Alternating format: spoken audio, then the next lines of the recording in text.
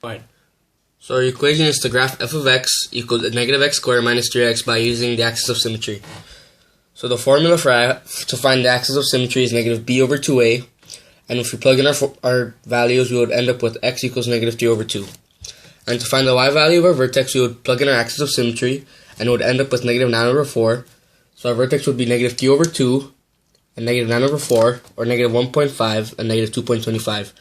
And our y-intercept would be 0, and in order to graph it, you would plot your vertex and your y-intercept, and then reflect it over your vertex.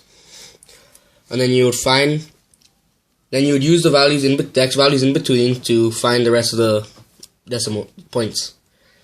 So then, in this case, I use negative 3, negative 2, negative 1, and 0. And I ended up with these y values.